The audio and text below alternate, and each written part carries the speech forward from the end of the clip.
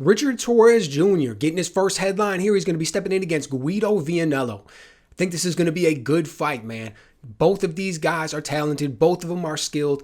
This is a fight for Richard Torrez to really step up his game. This is a fight that's set up for him to really see what he's made of, really see where he's going. This dude was on the Olympics. He's coming in. He's undefeated. He's making his run up.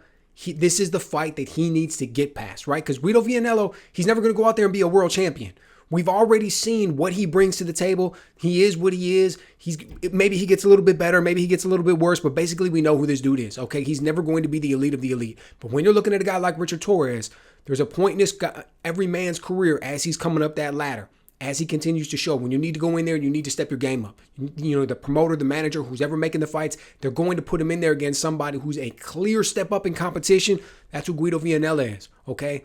He's a bigger guy, although most guys are relative to Richard Torrez. He's undersized for the heavyweight division in this era, but he's got a good jab.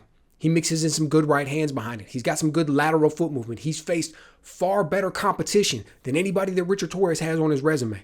So this is going to be a lot coming in for all of those things. But here's the thing. Richard Torrez should win this fight. He should be able to come up with the victory in this one. It won't be all smooth sailing. It won't necessarily be easy. Guido's going to be able to get some stuff off. But the thing is, Guido Vianello is there to be hit. I don't think he's going to be able to deal with the speed, the combinations, the work rate that Richard Torrez brings, the angles that he brings when he's being the aggressor.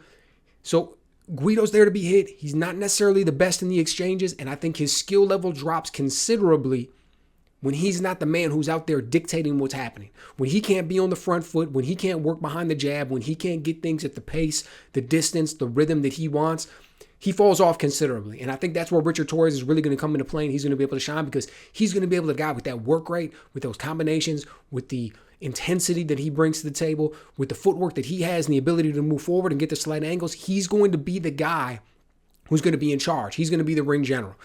You know, there's going to be times where their work's getting smothered in there.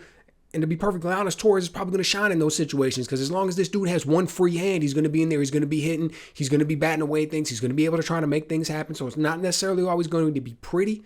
But I think I predict that he's the man who's going to be able to come up with the victory in this one. He's a slight favorite going in. I actually think there's some value to be had there according to the line. So let me know what you guys think. Is this going to be Richard Torrez's time to shine? Or is this going to be a time where he bites off a little bit more than he can chew? He's not quite ready for it yet. Maybe he'll be for it in the future. Guido Vianello, he's got the chance to pull the upset. Let me know what you guys think.